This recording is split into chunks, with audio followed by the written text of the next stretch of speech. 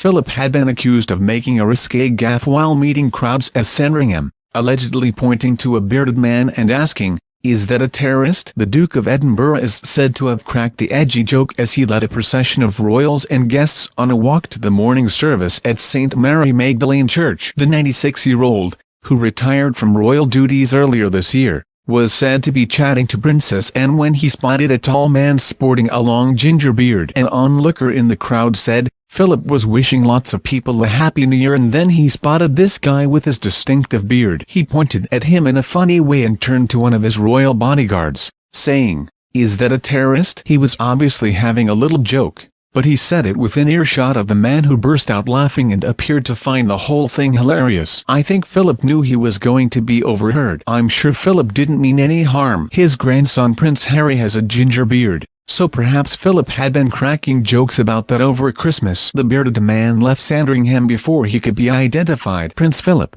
who completed more than 22,000 solo engagements since 1952, has courted controversy through risque jokes on several occasions. Known to make frank remarks, he once told a group of British students in China, "If you stay here much longer, you'll all be slitty-eyed." Ian Smith, 39, a lawyer who is with wife and children, added, "Everyone knows Prince Philip has got a sense of humor, although some people might have thought it was a risque comment." Philip walked to the church beside Anne, who was wearing a green coat and red scarf. The heir were followed behind by Anne's husband Sir Timothy Lawrence, Prince Edward and his 14-year-old daughter Lady Louise, and other guests staying at Sandringham House. The 91-year-old Queen, who was wearing a teal-coloured coat with a black collar and matching hat, was driven to the church with Sophie, Countess of Wessex, in her maroon-coloured Bentley. She smiled as she emerged from the car and waved twice at the 600-strong crowd before walking up the steps into the 16th-century church. There was no sign of the Duke or Duchess of Cambridge or Prince Harry and his American actress fiancée Meghan Markle. During his walk to the service,